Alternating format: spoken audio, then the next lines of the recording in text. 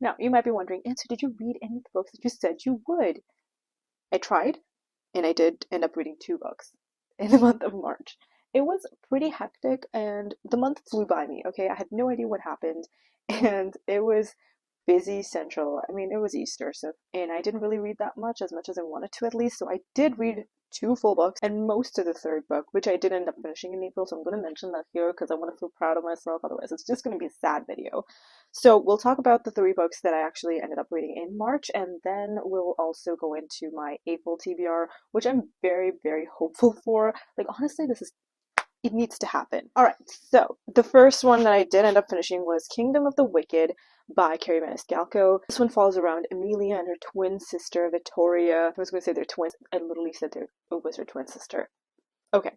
Anyway, these two are witches. They're obviously living in this house where, you know, witchcraft and everything is normal for them. From context of people from the outside, if they know that these people are witches, they will 100% be murdered. So Victoria and Amelia have been living their entire lives by avoiding any notice so that they won't be persecuted. And they've always been told that they should not do any dark magic to wake up the princes of hell. That would obviously create chaos, and they've always been taught that, right? One of the sisters appears to have been murdered somehow. Then Emilia ends up meeting Wrath, who is a prince of hell, and things kind of, it's weird, honestly. There's some kind of a romance between them. It's so odd. I was very disturbed for the most part. I just didn't know what was going on. And also, there's this one character death that I thought happened.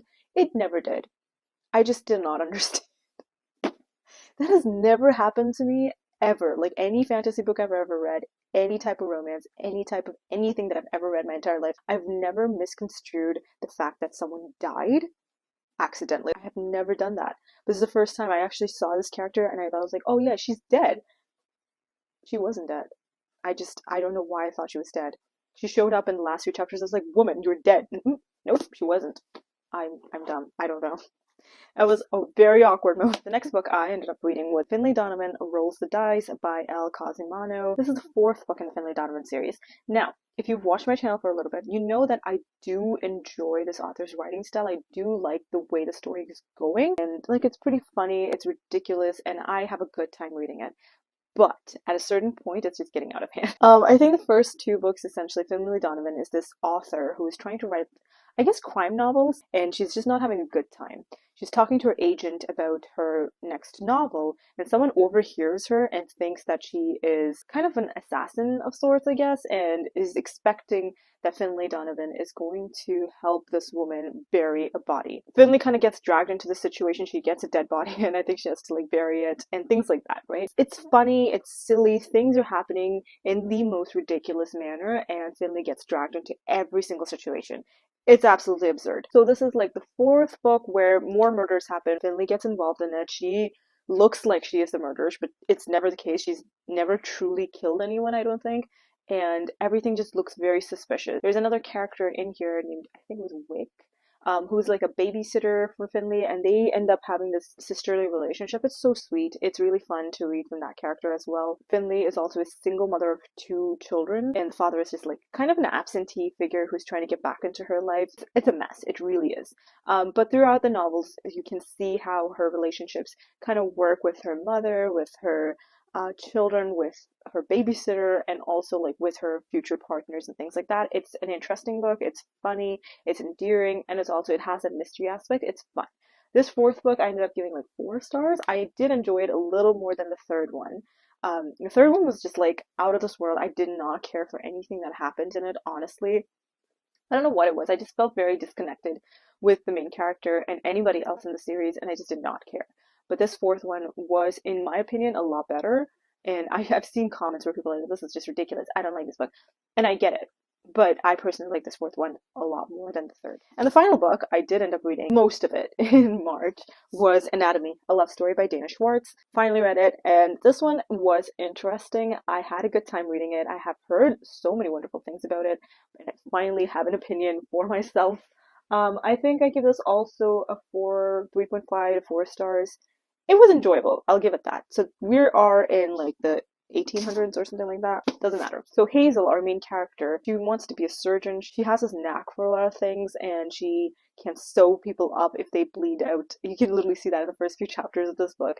And she does not give a shit about anything. She really just wants to be a surgeon. She constantly reads these books from a doctor who she's trying to learn from. And one day, through the help of this guy named Jack, who is a grave robber, I guess not a grave robber, he's more of a resurrection man. Like, he digs through the graves and grabs the people out. He doesn't steal anything, but he grabs the people out for like anatomy lessons and things like that. So people are actually in the market looking for bodies to experiment on. And Jack is one of those people who does these things. And Hazel and Jack's paths kind of cross. She is able to attend this lecture and she is so into it. She enrolls in this class as a boy. She dresses up as a man and just goes into this class, and she's easily one of the smartest people. But unfortunately, someone actually figures out that she is a girl, and she kind of gets kicked out of this place, and she has to kind of fend for herself. This doctor who she read from gives her a chance to write the surgeon's exam, I guess. And if she passes on her first time without attending any classes, she was going to be able to practice as a surgeon for the future. She struck up this deal with this dude, and she's working really hard. We can see the growth in her as a surgeon, and it's really interesting. She also has a little bit of a romance situation going on. That's not the main point of the story, even though it literally says Anatomy, a love story. I don't think it truly was about that love story. It was more so about her coming into herself, learning more things. It was an interesting book. I feel like there was a part in here where it was a little fantastical. I did not expect that. I don't think I needed that at all. It just, to me, that part didn't really matter because I wanted more of like, oh, she's trying to be a surgeon. She probably failed a little bit and she succeeded. She has a romance on the side. Things happen. Maybe it's a little dark. You know, that could work. The way that this kind of ended, it made it sound more fantastical than I really expected it to be, and I did not really care for that. I read it, it was fine. It was not my favorite. I gave it like 3.5 stars. Clearly I didn't like the book. I know it wasn't my best reading month, but I have some interesting books that I want to pick up in the month of April, and I do want to talk about those. I got a couple of arcs from NetGalley, which I am so pumped about. One of which I'm right now realizing is 4 years old. But I don't know why it was on NetGalley. I got it. And it's One by One by Freda McFadden. This came out in 2020. I always think it's like an advanced reader's copy because like it's coming out later in the year. No. This is out for 4 years, but I just got it. Anyway, so this one falls around Claire and her broken marriage, and she thinks that she's going to go to this resort and not really work with her relationship, but kind of figure it out, sort it out, things like that. And she goes on this trip, but unfortunately she's with a couple of her friends as well. Her minivan breaks down in the middle of a lonely dirt road. There's no reception, things are really bad, they don't know what to do, and it looks like people keep dropping dead, and we don't know if it's like a mysterious animal, if there's someone killing them. Who knows? I really enjoy reading Freda McFadden's books. I think they're very interesting. To a point, she has this formula, but I personally still eat it up so much. It is just so good. If you haven't read any books by this author, I would highly recommend it. It's just too good. But yeah, I got an old copy on NetGalley.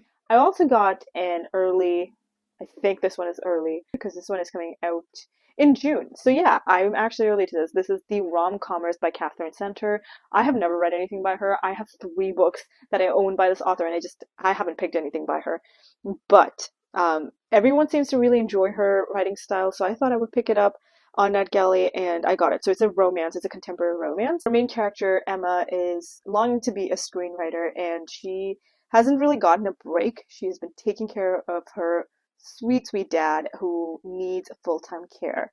She gets this amazing opportunity to work with Charlie Yates, who is this fantastic screenwriter, and basically her role would be to edit his screenplay, I guess, and her younger sister like steps in to take care of her dad, and she moves to LA for like 6 weeks to figure things out. But as the saying goes, do not meet your heroes. This is also one of those situations where she meets him and he is kind of an asshole and she does not know what to do. His romantic comedy that he has written is absolutely trash, and she doesn't know how to really fix it, I guess. He doesn't want to really work with this screenwriter who's a nobody, and they have their rift, I guess. It's kind of like, can it be an enemies to lovers? I don't think it could, but it gives those vibes. Like, they hate each other, they fall in love is what it's giving me, and I'm very excited to get to it. This is going to be my first Catherine Center book, I think, but that's okay. I'm still very excited about it, and I cannot wait to pick this one up. I'm so, so excited. The other book that I want to get through is Everyone on This Train is a Suspect by Benjamin Stevens, and I think I talked about this in my last video as well, but I do want to finish this book. I've finished a few chapters of it. I do have like a good 4 or 5 hours left to finish this book. I'm getting there. I've been through like 20-25% of this book. It's going slowly. I don't know. I'm not getting as pulled into the storyline as I did the first book. That's the problem. But I really do think that it's going to pick up after a certain point, and that's where I'm waiting for it to get to. And it's a little frustrating, but it's okay. I'm getting there. It's slow, but it's going steadily. Honestly, I don't want to curse it because the last time I talked about like 5, 6 books that I was going to read, and I ended up reading 2. So this month I'm not going to curse it. I'm just going to leave it at the 3 books, and these are the ones that I genuinely want to read. I might pick a couple of other ones. I do intend to go to the bookstore today, which is very exciting, but we'll see. I do want to pick up a couple more books, and we'll talk about them later. But yeah, that is it for me. If you're new here, hi, welcome. My name is Ansu. Hit that subscribe button and that notification bell to be notified every single time I upload a new video. Thanks so much for watching. I'll see you all next time with another one. Until then, I'll talk to you in the comments. Bye.